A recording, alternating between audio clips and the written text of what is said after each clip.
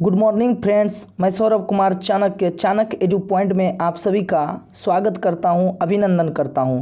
दोस्तों, आज हम लोग 33 महत्वपूर्ण करेंट अफेयर्स देखने वाले हैं जो कि आपके सभी परीक्षाओं के लिए बहुत ही महत्वपूर्ण रहने वाले हैं और अभी निकटतम भविष्य में बहुत सारे एग्जाम होने वाले हैं। इसलिए आप लोग जो है कि करेंट अफेयर्स पर विशेष ध्यान देंगे क्योंकि अब करेंट अफेयर्स के बिना रिजल्ट होना असंभव है। ठीक है, तो आइए हम लोग प्रारंभ करते हैं। देखिए, आपका पहला नंबर प्रश्न करता है कि दूर संचार नियामक प्राधिकरण ट्राई के नए अध्यक्ष कौन हैं। तो आप लोग बताइएगा कि इसके जो नए अध्यक्ष हैं वो हैं पीडी बघेला। वो कौन है? पीडी बघेला हैं। जैसा कि आप लोग यहाँ पर इमेज में देख पा रहे हैं, ये जो हैं ये हैं पीडी बघेला साहब। कौन है? पीडी बघेला। तो आप लोग याद रखिएगा। अब हम लोग नेक्स्ट क्वेश्चन की ओर बढ़ते हैं। देखते हैं, दूसरा नंबर प्रश्न कर रहा है कि माइक्रो प्रोसेसर मौशिक को किस संस्थान ने विकसित किया है।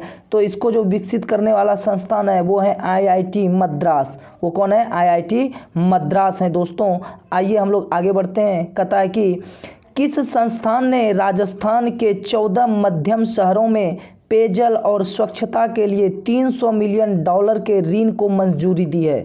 तो ये ऋण को मंजूरी देने वाले हैं एशियन विकास बैंक। कौन है? एशियन विकास बैंक। अब एक एशियन विकास बैंक की बात करें दोस्तों, तो इसकी जो स्थापना हुई थी वो हुई थी 1966 ईस्वी में। कब हुई थी? 1966 ईस्वी में। इसका आपको मुख्यालय पूछ ले तो आप लोग कहिएगा मनीला। मनीला कहाँ पड़ता है? फिलीपींस में पड़ता है।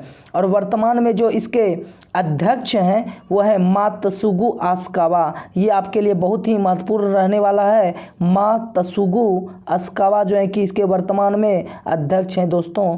तो आप लोग जो है कि याद रखेंगे, मात्सुगु असाकावा इसके अध्यक्ष हैं। तो चलिए, इतनी जानकारी आपको यहाँ से मिल जाती है। अब हम लोग आगे बढ़ते हैं और देखते हैं क्या कि लुई आयर्स किस देश के नए राष्ट्रपति चुने गए हैं। लुई आयर्स, जैसा कि आप लोग इमेज में देख रहे हैं, ये हैं लुईस आयर। तो आप लोगों से पूछा गया है कि लुईस आयर किस देश के राष्ट्रपति रहे हैं। तब आप लोग बताएंगे कि लुईस आयर्स जो हैं दोस्तों वो बोलीविया के राष्ट्रपति रहे हैं। कहाँ के?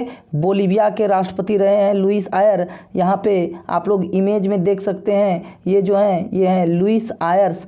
और जो है कि अब बोलीविया की बात करें तो बोलीविया में आपकी बोलीविया की राजधानी पूछ लेता है कहाँ है, तो आप लोग कहिएगा लापाज है। कहाँ है? लापाज। बोलीविया की राजधानी कहाँ है दोस्तों? लापाज है। आप लोग यहाँ से इतना याद रखेंगे। आगे चलिए, कहता है कि फोर्ब्स की विश्व के सर्वश्रेष्ठ नियोक्ता 2020 की सूची में सबसे ऊपर किस कंपनी को मिला है। तो ये जो नियोक्ता कहने का मतलब कि सबसे ज़्यादा किसने जॉब प्रोवाइड की है, तो ये जो है अमेजन। और अमेजन के संस्थापक पूछ लें आपसे कौन है, तो आप लोग कहिएगा जेफ बेजोस। कौन है? जेफ बेजोस अमेजन कंपनी के संस्थापक हैं। यह एक ऑनलाइन कंपनी है जो कि सामान को खरीदती बेचती है। आप लोग यहाँ पर जाके सामान खरीद बेच सकते हैं।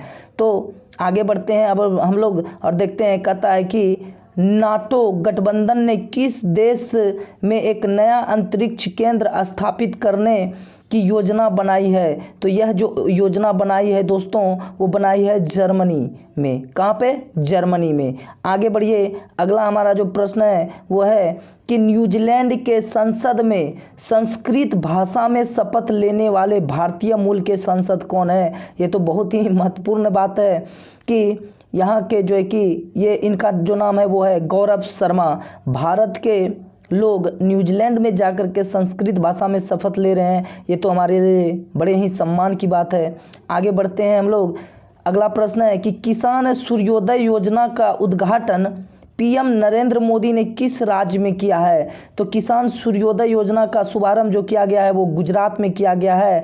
गुजरात के सीएम पूछ लें आपसे कौन है, तो कहिएगा विजय रूपानी। कौन? विजय रूपानी यहाँ के मुख्यमंत्री हैं दोस्तों। और आपसे पूछ ले कि यहाँ के जो गवर्नर हैं वो कौन है, तब कहिएगा आचार्य देवव्रत। वो कौन है? आचार्य देवव्रत वहाँ के गवर्नर हैं। तो आप लोग यहाँ से इतनी बातें याद रखेंगे। आगे बढ़िए और आगे कहता है कि देश का पहला सैंड ड्यून पार्क और इंटरप्रिटेशन सेंटर कहाँ स्थापित होगा? तो ये जो स्थापित होगा ये होगा गोवा में। और गोवा के मुख्यमंत्री आप लोगों को पता ही होगा कि यहाँ के मुख्यमंत्री हैं प्रमोद सावंत। कौन है? प्रमोद सावंत यहाँ के जो है कि मुख्यमंत्री हैं, प्रमोद सावंत। तो आप लोग यहाँ से ये बात याद रखेंगे। साथ ही साथ ये रखेंगे कि जो महाराष्ट्र के गवर्नर है ना, उन्हीं को यहाँ का अतिरिक्त प्रभार सौंपा गया है और वो है भगत सिंह कोश्यारी। कौन है? भगत सिंह कोश्यारी हैं दोस्तों यहाँ के राज्यपाल। आगे बढ़िए और अगला प्रश्न कहता है कि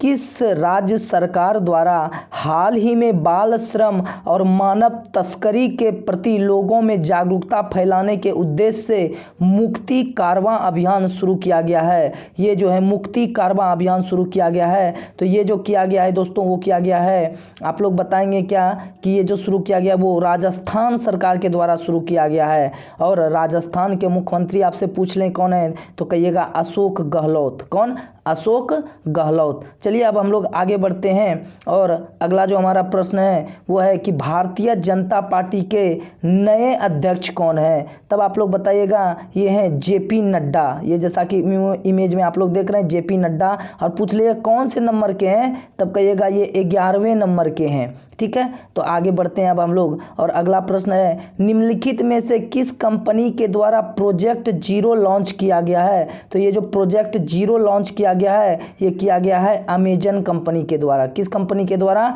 अमेजन कंपनी के द्वारा प्रोजेक्ट जीरो लॉन्च किया गया है दोस्तों। अब आगे बढ़िए और देखते हैं अगला प्रश्न है कि सूर्य के अध्ययन के लिए इसरो कौन सा उपग्रह लॉन्च करेगा? तो सूर्य के अध्ययन के लिए जो लॉन्च करेगा वो करेगा आदित्य L1। कौन सा? आदित्य L1 लॉन्च करेगा। जैसा कि यहाँ पर आप लोग इमेज में देख पा रहे होंगे ये जो है दोस्तों ये है आपका आदित्य L1। ये क्या है? आदित्य L1 है। तो इसको सूर्य के अध्ययन के लिए भेजा जाएगा और ये इसरो के द्वारा।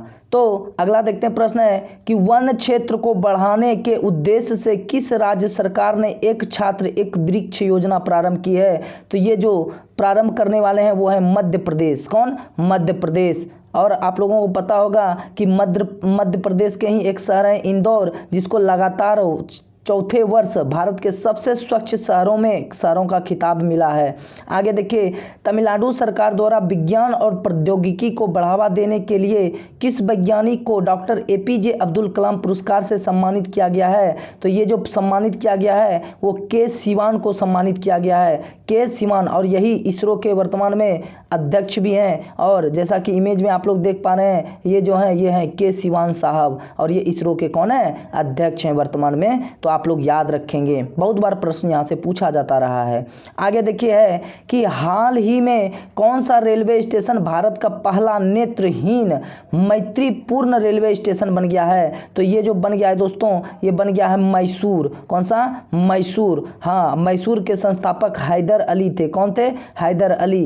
यहीं से जब मैं इतिहास पढ़ाऊंगा आप लोगों को तब बताऊंगा टीपू सुल्तान के बारे में। वो यहीं हैदर अली के बेटा थे और वो मैसूर के शासक थे दोस्तों। आगे बढ़िए। अब देखिए कहता है कि बिकमिंग पुस्तक के लेखक कौन है? ये जो देख रहे हैं बिकमिंग पुस्तक के लेखक बहुत ही इंपॉर्टेंट है। आपसे पूछे कि बिकमिंग पुस्तक के लेखक हैं तब आप लोग बताइएगा कि ये जो हैं ये हैं मिशेल ओबामा। ये कौन है? Michelle Obama. जैसा कि आप लोग देख रहे हैं ये इमेज में ये जो है मिशेल ओबामा है और ये बराक ओबामा की पत्नी है और बराक ओबामा अमेरिका के पूर्व राष्ट्रपति रह चुके हैं। आगे देखिए भारत के नए मुख्य न्यायाधीश शरद अरविंद बोबड़े जो हैं वो भारत के मुख्य न्यायाधीश हैं वर्तमान में 47वें नंबर के। वो उनसे पूछा गया है वो किस उच्च न्यायालय के मुख्य न्यायाधीश रह चुके हैं? तो आप लोग बताइएगा ये मध्य प्रदेश उच्च न्यायालय के न्यायाधीश रह चुके हैं। आगे बढ़िए। अगला प्रश्न है कि विश्व बैंक की किस पहली महिला मुख्य वित्तीय अधिकारी CFO के रूप में किसे नियुक्त किया गया है? तब आप लोग बताइएगा कि ये जो नियुक्त किया गया है ये नियुक्त किया गया है अंशुला कांत को। किनको?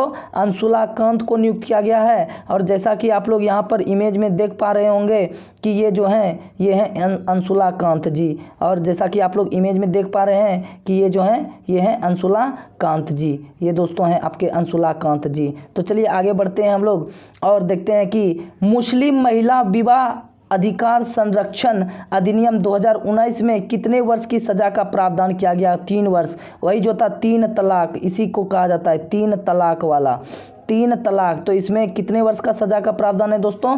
3 वर्ष का सजा का प्रावधान किया गया है। याद रखिएगा 3 तलाक तो 3 वर्ष, ठीक है। आगे देखिए, ऑपरेशन मां संबंधित है। तो ये जो ऑपरेशन मां संबंधित है, ये है लापता युवकों को खोजने के लिए चलाया गया था ऑपरेशन मां। आगे बढ़िए, अगला प्रश्न है हमारा 22 नंबर का, कहता है कि गृह मंत्रालय ने असम राइफल सेना को किस अर्धसैनिक बल में विलय करने का प्रस्ताव रखा है? तो ये जो विलय का प्रस्ताव रखा है वो रखा है आईटीबीपी में। और आईटीबीपी के वर्तमान में महानिदेशक कौन है? तब आप लोग बताइएगा। ये जो महानिदेशक हैं वो है मनोज सिन्हा।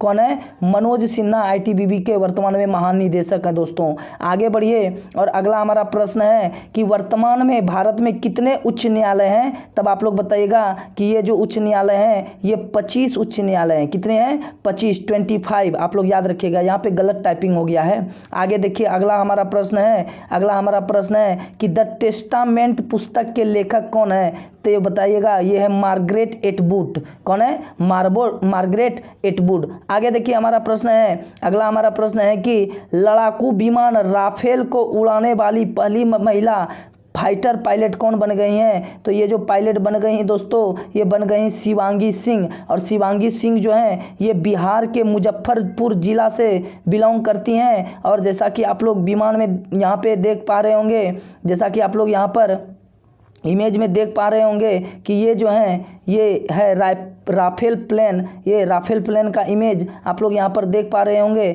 और ये जो है आप शिवांगी सिंह है। कौन है? शिवांगी सिंह है। चलिए अब हम लोग आगे बढ़ते हैं और अगला प्रश्न है हमारा कि विश्व स्वास्थ्य संगठन के अनुसार 25 से 29 वर्ष के बच्चों एवं लोगों की मृत्यु का कारण क्या है? तो ये जो मृत्यु का कारण है ना, ये है सड़क दुर्घटना।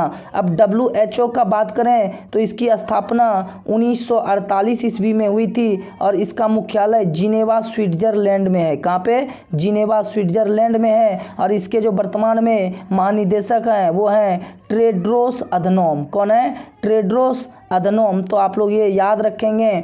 और इसकी जो स्थापना हुई थी ना वो 7 अप्रैल को हुई थी, इसीलिए 7 अप्रैल को विश्व स्वास्थ्य दिवस मनाया जाता है दोस्तों। तो आगे बढ़िए, अब हमारा जो अगला प्रश्न है वो है कि थार्ड क्या है? थार्ड क्या है? तो ये जो थार्ड है ना दोस्तों, ये अमेरिका की एंटी मिसाइल रक्षा प्रणाली है। कहाँ की? अमेरिका की एंटी मिसाइल रक्षा प्रणाली है। अगला देखिए प्रश्न है कि लता मंगेशकर पुरस्कार 2020 किसे दिया गया है? तो ये जो दिया गया है ये उषा मंगेशकर को दिया गया है। हमारा अगला प्रश्न देखिए, भारतीय सेना ने दुनिया का पहला बुलेट प्रूफ हेलमेट विकसित किया है। इसे विकसित करने वाले प्रमुख व्यक्ति कौन है? तो ये है मेजर अनूप मिश्रा। कौन है? मेजर अनूप मिश्रा। अगला प्रश्न देखिए है, भारत ने पहला डे नाइट टेस्ट क्रिकेट किसके विरुद्ध खेला? तो ये खेला बांग्लादेश के विरुद्ध में। अगला हमारा प्रश्न देखिए क्या है दोस्तों, वह है कि किस देश ने भारत, बांग्लादेश और मालदीव के पर्यटकों पर सतत विकास कर यानी कि टैक्स लगाने की घोषणा की है? तो ये जो किया है ये किया है भूटान ने। किसने? भूटान देश ने किया है। आगे बढ़िए, और अगला हमारा प्रश्न है ए बकेट ऑफ फ्लावर पुस्तक के लेखक कौन है? तो ए बकेट ऑफ फ्लावर पुस्तक के लेखक हैं कृष्णा सक्सेना। कौन है? कृष्णा सक्सेना। अगला हमारा प्रश्न है कि वित्त मंत्री निर्मला सीतारमण ने वर्ष 2024 तक कितने नए एयरपोर्ट बनाने की घोषणा की है? तो ये 100 नए एयरपोर्ट बनाने की इन्होंने घोषणा कर दी है। और यहाँ पर आप लोग देख लें, ये इमेज में ये जो हैं ये हैं अपने फाइनेंस मिनिस्टर, वित्त मंत्री हैं निर्मला सीतारमण जी। तो आज का ये 33 प्रश्न यहाँ पर समाप्त होता है। आप लोग वीडियो को देखेंगे, लाइक करेंगे, शेयर करेंगे और सब्सक्राइब करेंगे। और आप लोग इसका बार बार रिवीजन करेंगे और इसका PDF जो है हम आपके व्हाट्सएप ग्रुप पे भेज देंगे। तब तक के लिए जय हिंद, जय भारत। रिवीजन होता रहे।